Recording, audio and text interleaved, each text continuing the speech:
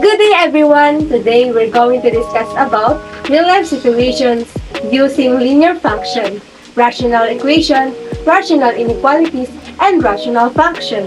Let's start with real-life situation using linear function.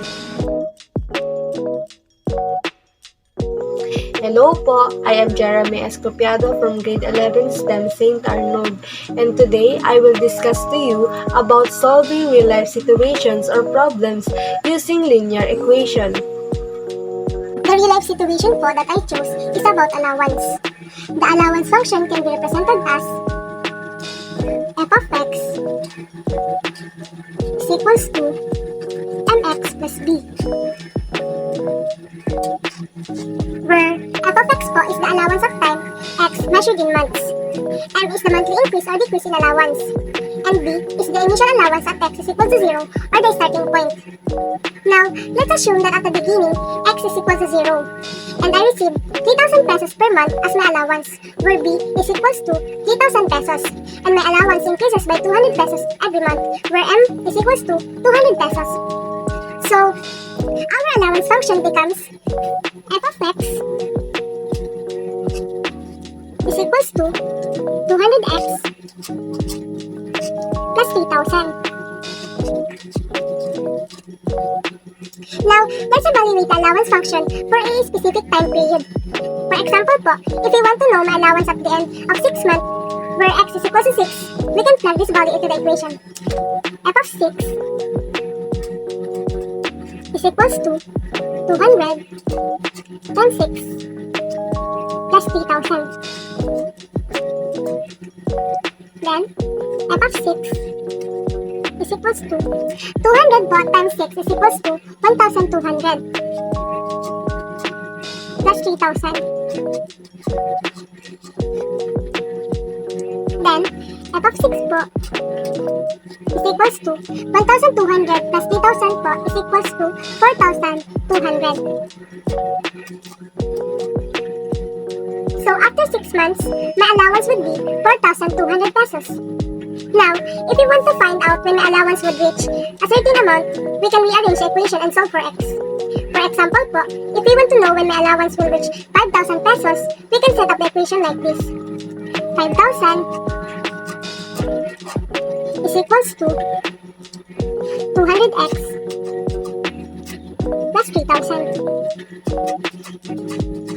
And then po, now, let's solve for the value of x. 200x is equals to 5,000 po plus 3,000 minus 3,000.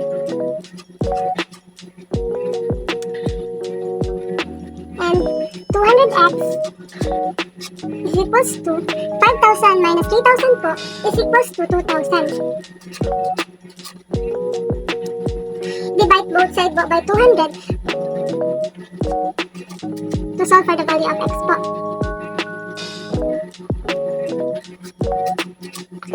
Cancel po. X equals to 2,000 divided by 200 is equals to 10. So, it will take me 10 months for my allowance to reach 5,000 pesos. And that is how to solve real-life situation using linear equation.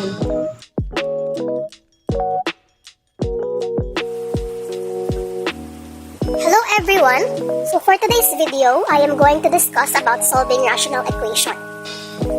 There are steps to solve rational equation. So here's our given. A plus 2 over 3 equals a minus 1 over 4. So to solve this rational equation, we're first going to get the LCD of 3 and 4. Before that, we're going to put a bracket to solve this equation. So the LCD of 3 and 4 is 12. After that, multiply both sides of the equation by 12. 12 divided by 3 is 4. Then copy the numerator, 8 plus 2. Equals 12 divided by 4 is 3.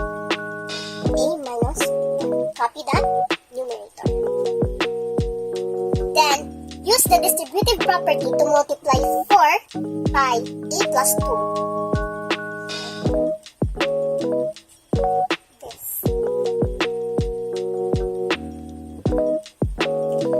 4 times a is 4a plus 4 times 2 is 8 equals 3 times a, 3a minus 3 times negative 1, negative 3.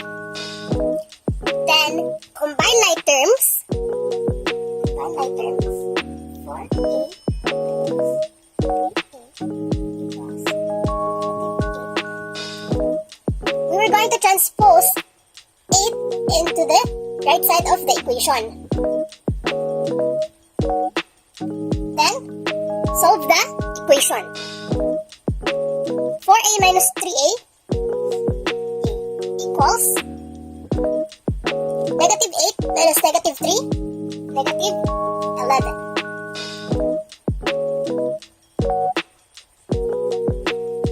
Let's proceed. Check. Substitute negative 11 in the variable a in the equation. Negative 11 plus 2 over 3 equals negative 11 minus 1 over 4.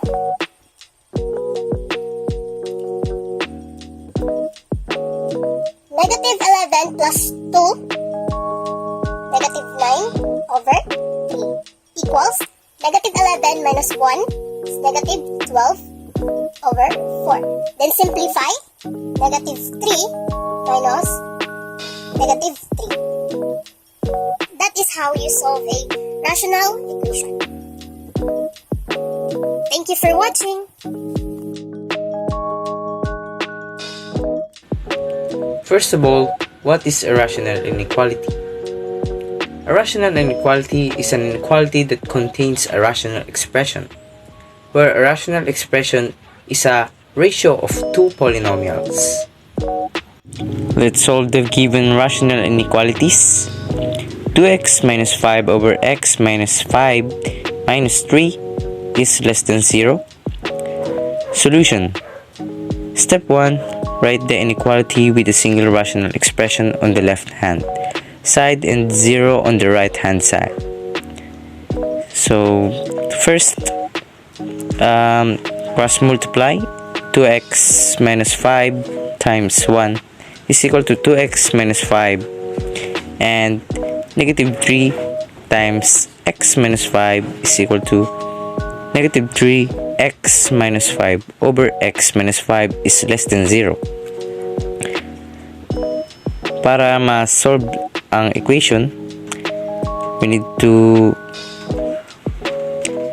first to multiply negative 3 times x, so it is negative 3x, and negative 3 times negative 5 is equal to positive 15.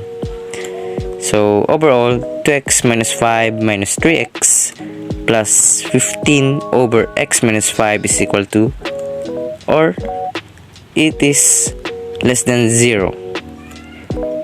So in order to find the equation, 2x minus 3 is equal to negative x, and negative 5 plus 15 is equal to positive 10 over x minus 5 is less than 0. So yun po ang given equation. Then proceed to step 2. Determine the meaningful numbers by setting the numerator and denominator equal to 0.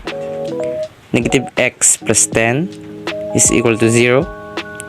So para po mawala ang negative sa x, ililipat to sa 0 para kaya po 10 is equal to x.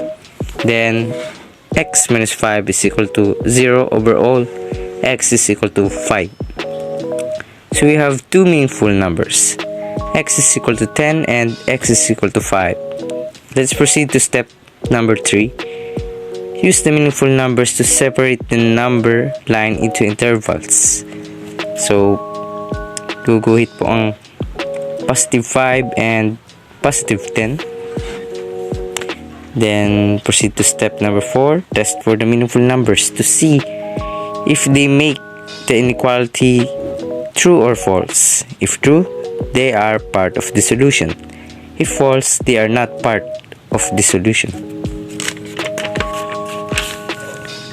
Interval A, let's try 0. Negative times 0 is equal to 0 plus 10 is equal to positive 10. And 0 minus 5 is equal to negative 5. So 10 divided by negative 5 is equal to negative 2.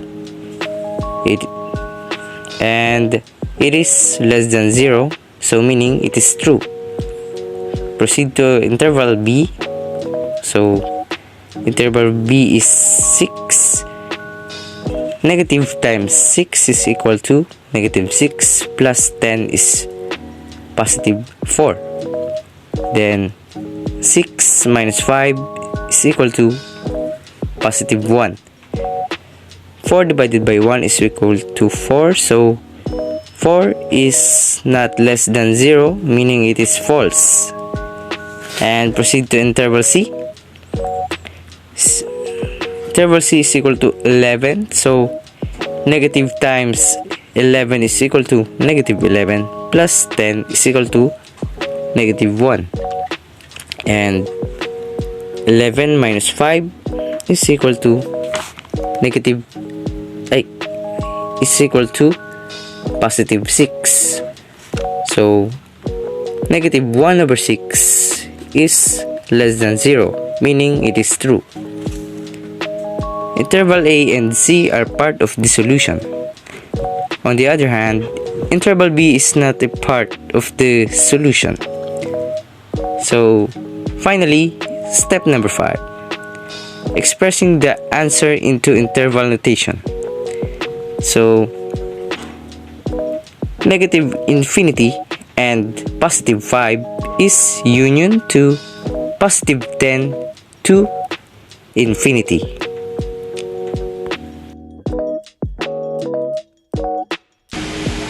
So, what is rational function?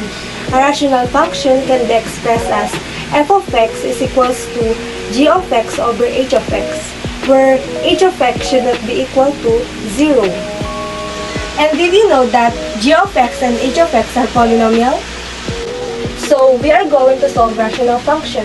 Given the equation y is equals to 3x squared minus 7x plus 2 all over x squared minus 4. Solve for the following: domain, x-intercept, y-intercept, vertical asymptote, horizontal asymptote, and zeros. To find the domain, we should equate the denominator to 0 and solve for the value of x.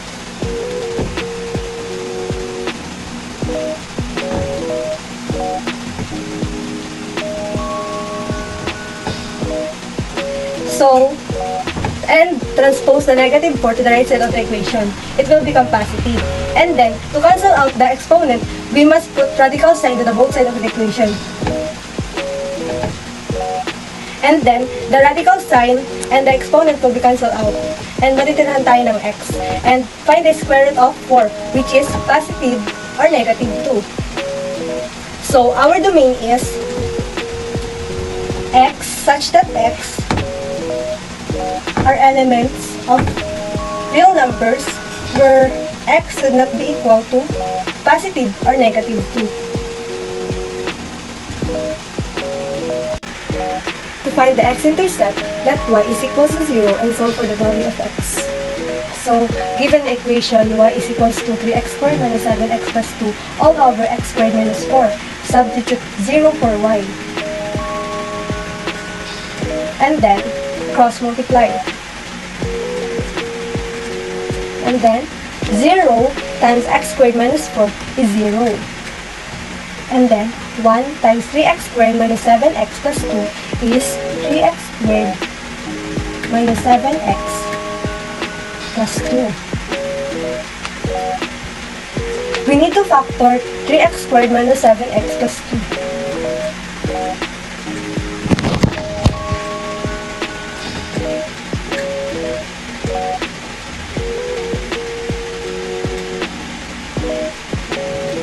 So what are the factors of 3x squared?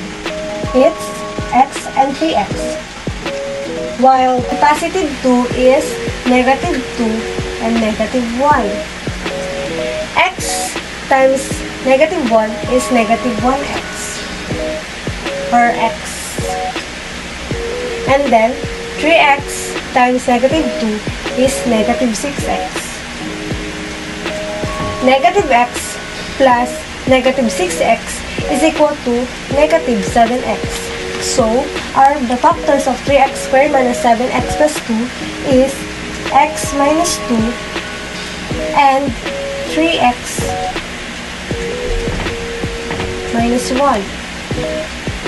Equate this to 0 and solve for the value of x. Transpose negative 2 to the right side of the equation, it will become positive. So our x is equal to 2. This one, 3x minus 1 is equals to 0. And then 3x is equals to, transpose po natin yung negative 1. Magiging positive 1. And then, to cancel out the 3 po, divide both side by 3. And then the 3 will be cancelled out and x is equals to 1/3. Our x-intercept here is only 1/3.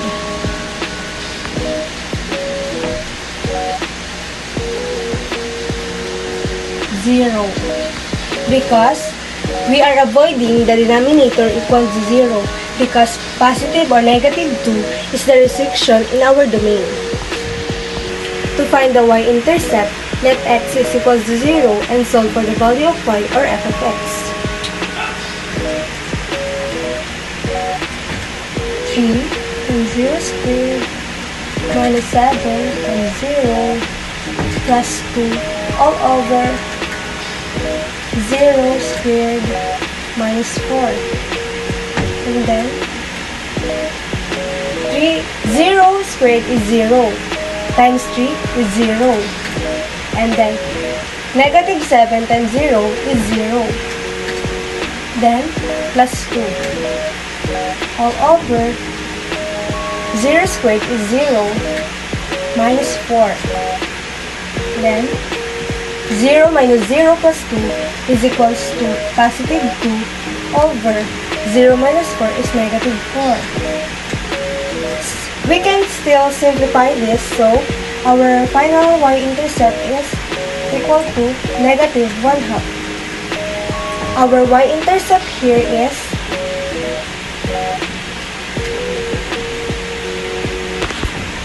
negative 0 and negative 1/2. Since we already found the domain, which is the section of x, our vertical asymptote will also be x is equals to positive or negative 2. To find the horizontal asymptote, we are comparing the degree of both numerator and denominator. Since we have here the same degree, which is 2, our horizontal asymptote will be dn, the degree of numerator, is equals to the degree of denominator, which is also equal to, our numerical coefficient here is 3, and the numerical coefficient of our denominator is 1, which is equal to 3. So, our horizontal asymptote is 3 over 1 or equal to 3. Trivia: the x-intercept are also the zeros of the function, which is equals to x is equals to 1/3. So, this is how to solve the rational function. Thank you! We are hoping that you learned something from us. Thank you and good luck!